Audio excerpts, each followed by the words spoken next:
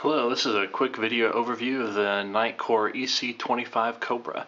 If you'd like to see a full review, you can check on the link in the description below. So the EC25, also known as the Cobra, is a single 18650 size light from Nitecore. So if we open it up, you can look inside. You'll see here at the head, it's got that small circle where it makes contact with the battery, and you can see the metal part is surrounded by a plastic part that also protrudes down a bit. That's a mechanical reverse polarity protection. Basically what that means is only a slight protrusion in the battery will be able to stick up, reach in there to make contact with that point in the head. So if you have flat top cells like I do, you'll need some sort of a spacer. I've got a magnet in there right now. I don't recommend using a spacer long term. Really the best thing is to either find cells that have a button top, or else solder a small dot of solder onto the top to make it a more permanent thing, because even a magnetic spacer can short out potentially. And then also you can see at the end of the battery tube, it's got a spring down there. So the EC25 Cobra uses a Cree XML emitter. You can see in there, and it's got a smooth reflector and a fairly small head, not tiny but fairly small. So this is more of a flood style light, not super floody. It's got a little bit of a, I would say, short to mid-range.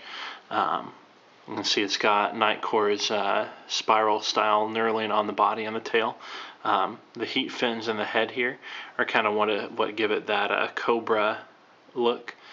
You can see it has no tail switch, just flat on the tail, so it can do a stable tail stand. But it's completely controlled by this side switch, which you see blinking here. Whenever the light is armed and ready to go, it's just blinking like that. I've had this battery in here for quite a while blinking, and it's still pretty close to a full charge, so it doesn't draw the battery too much. However, if you're not going to be using the light for a while to preserve the battery, you do want to put it into lockout mode, which you can do just by loosening the tail a little bit. The threads in the tail are not, they are anodized, so if you loosen the tail, the light will turn off and not be able to make an electrical connection. Tightening that tail up again makes that connection. So you can see here it's got a series of flashes. That the number of flashes are indicating the battery level. So if I do it again here, you'll see it goes 1, 2, 3, 4. And a pause, and then a 1. So that means the battery level is at 4.1 volts. And I've checked it, and it seems to be pretty accurate. So whenever you start up the light, it gives you an estimate of the battery level. And if you ever want to check, you can just loosen and retighten the tail, and it'll show you again. So when you're ready to use the light, the switch kind of recognizes two different things. It recognizes a half press and a full press. So if you just kind of press it lightly, it just does a little bit of a half press until it comes on, or else you can press it all the way and it does a pretty solid click and it comes on. So the half press will start you out in the regular modes, the everyday modes I think they call them, and that's the lowest, low, medium, and high. And just continuing to half press, once you've done that half press to turn it on, will cycle you through those. So I'm just doing the half press over and over right now. And then a full press will turn the light off.